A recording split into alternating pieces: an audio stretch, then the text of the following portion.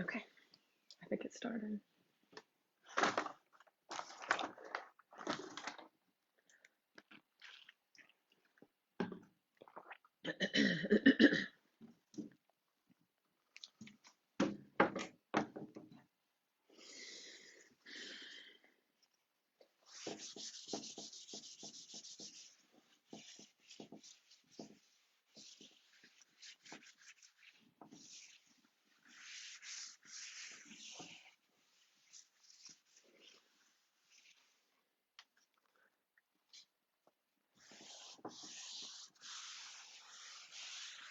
Good morning, everyone.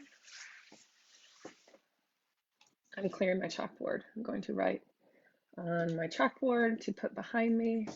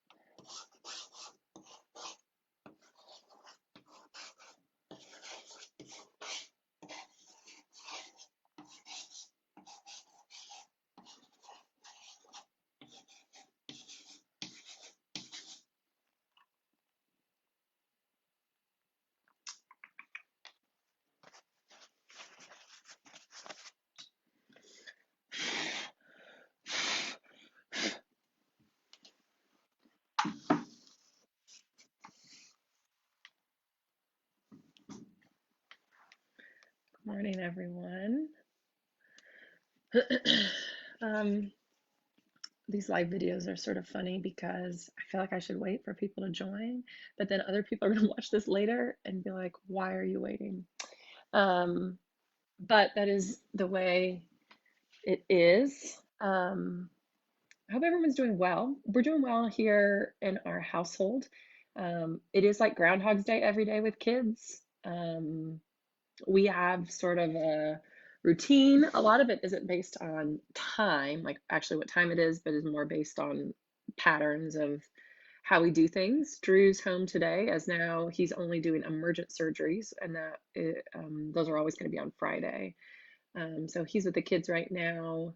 Um, Yesterday was a little crazy. I thought last night during dinner that I might be um, in charge of a fraternity. I might be running a frat house in my own house, as the amount of silliness and zaniness in the midst of dinner was what I imagine a fraternity is like, except of course I've never been in a fraternity, but I think I might be running running one. So there's that. Anyway, but yeah, other than that, we're well. We took a bike ride yesterday. We biked 6.78 miles. We later went back and measured it, and the kids were exhausted by the end, but that was exactly what we wanted. We're trying to exhaust the boys by the end of the day, so we're outside a lot, um, because we want them to sleep. We want them to go to bed. I mean, I have found that I need to be done parenting by um, really by 8 p.m. Past 8 p.m., I turn into a very not nice parent. And so I'm trying to cease parenting by then. So we'll see. So I'll go ahead and get started. So I wanted to talk today about tenderness. Um, Tenderness is one of those words that I don't know how often we use it, but it's one that I have thought about, especially since becoming a mother. But then when I look back, I can also think about tenderness through that same lens. Um, Tenderness was actually sort of my word, if you will, for 2019, trying to be tender with myself. I had a lot that I needed to do that year. I was trying to work on my DMin thesis, and in the midst of the interim and trying to be tender with myself. to be okay with tenderness. And so my theme song, if you will, for the year was Otis Redding, Try a Little Tenderness. I will not play it because of copyright violations, but you can listen to it afterwards. Tenderness as gentleness and kindness, feelings of deep affection and devotion. Tenderness is also sensitivity to pain. When something is tender, it means that it can be easily injured. It's something that does need protection and requires careful handling. Um, and I have found that there are certain seasons of my life where I feel really tender. Um, when I am aware that I've got to be gentle with myself, that I've got to be kind to myself, that I've got, and also that it feels vulnerable. I think when we are in a season of tenderness, um, it can be difficult to be tender. Here comes my youngest who's calling my name. He's about to walk in. But the sense and feeling of tenderness, I have felt it most strongly right after I had children, like having the kids, the time of childbirth. Okay, hold on just a second. I have to pause.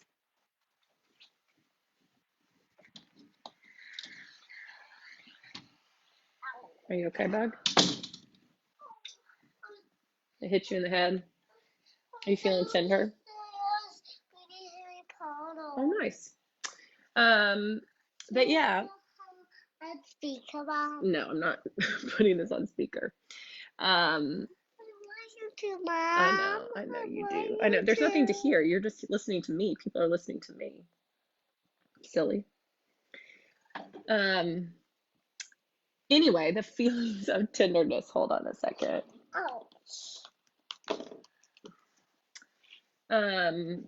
But yeah, right after having kids, I felt tender.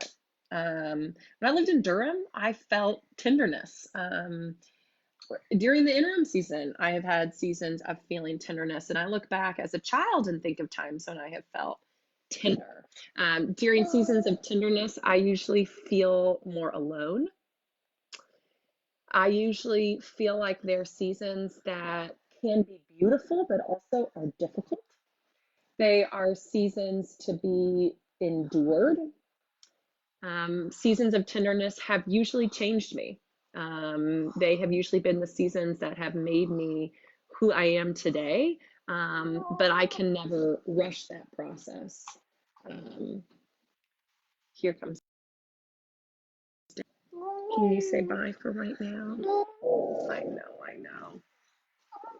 know, I know. I know. We'll be together so soon.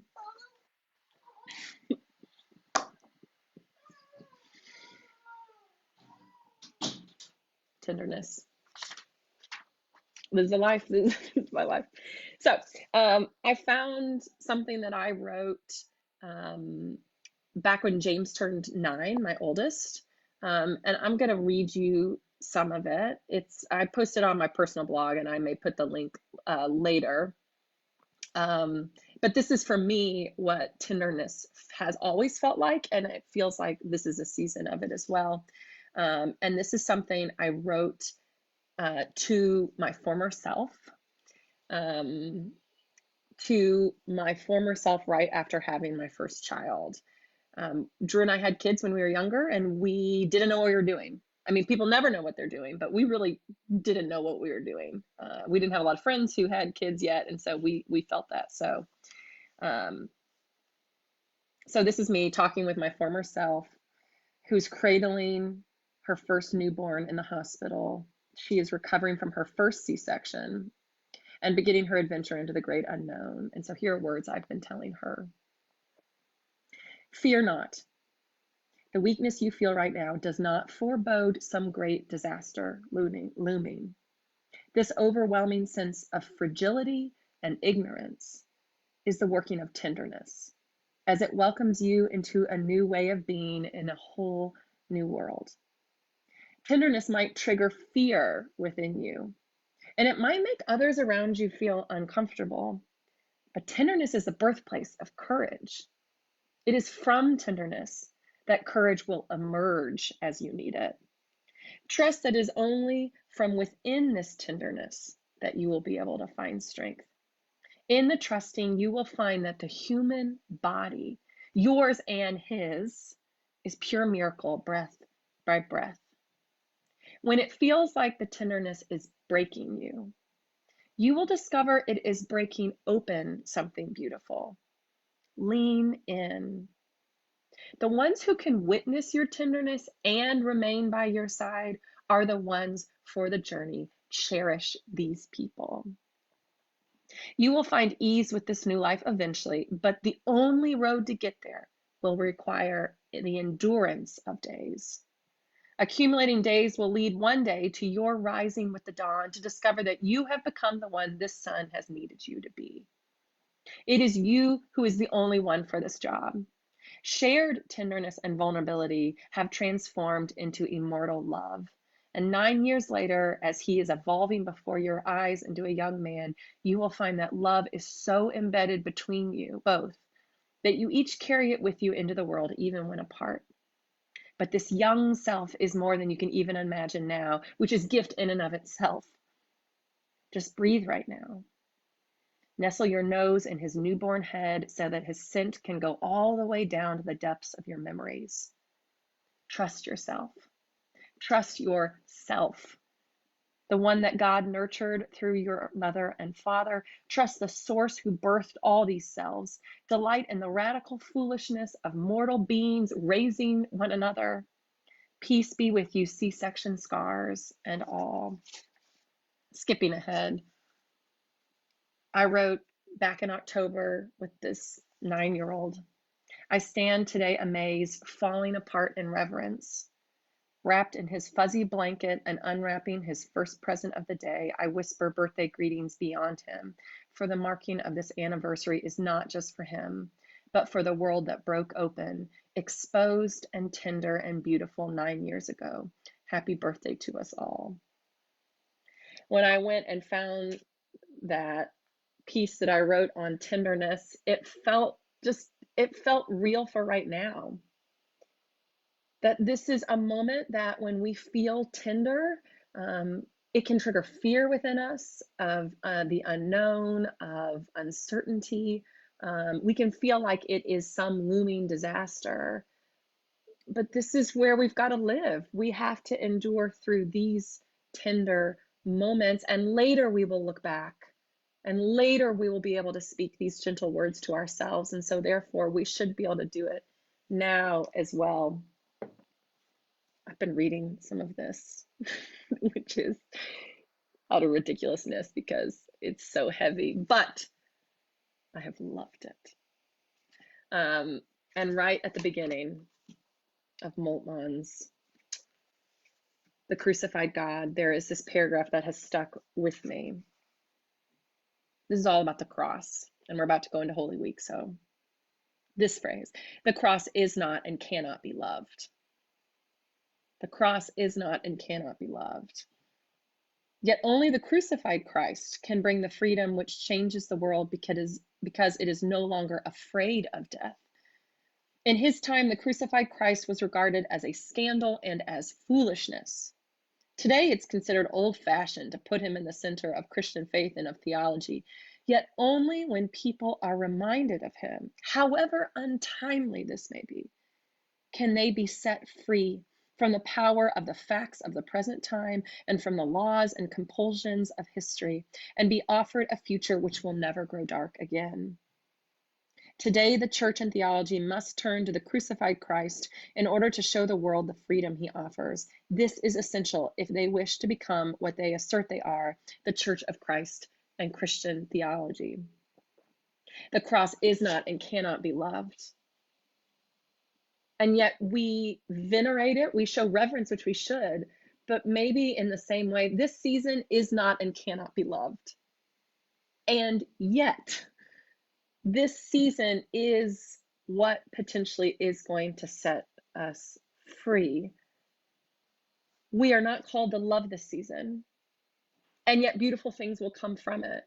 I was not called, recovering from my first C-section, to love everything about that. It was a tender place, all that I didn't know. And yet, in enduring in tenderness and not running from tenderness, such beauty can emerge, but it doesn't make the bad thing good. I think that we do have the freedom to witness tenderness, not to adore it, to romanticize it, or anything like that, but we can witness, and you can endure in your own season of tenderness. Now that I've finished reading through the Gospel of John, I have now picked up another book of the Bible that I have not spent as much time with, which is the book of Romans.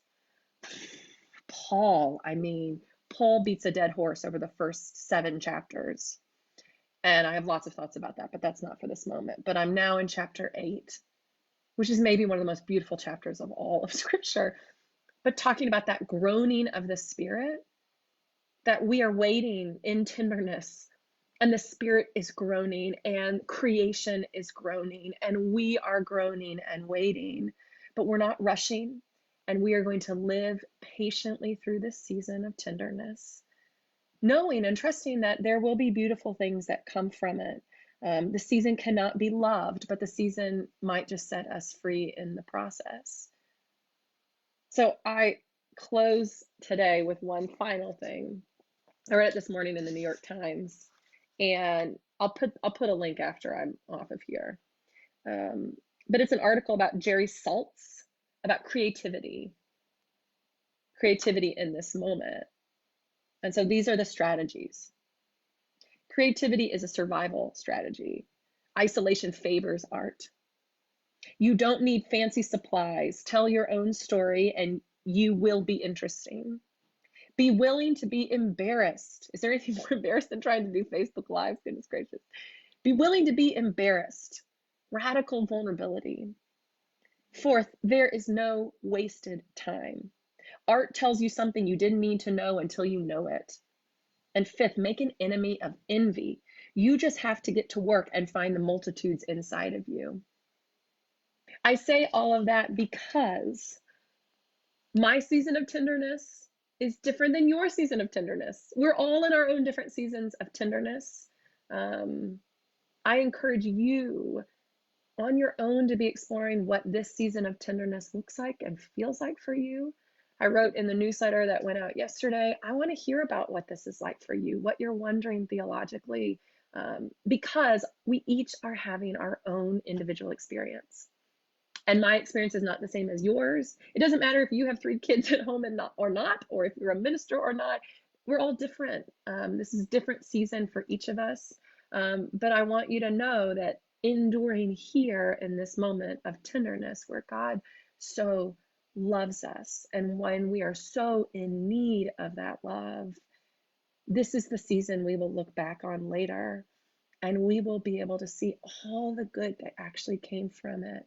But it is coming amidst pain as well. But this is where we're going to dwell. And may you be tender with yourself. May you be tender with the people who you live with. May you be tender with the world, with your neighbor. As you read the news, be tender. A lot of the things you're going to read are not tender. They are rough, aggressive, and scary. Seek tenderness even then and endure there in the tenderness. I love each of you. I have no idea where you are as you watch this, but may something I said, or nothing I said, but something you thought, be helpful for you as you endure in this season. I'll see you later.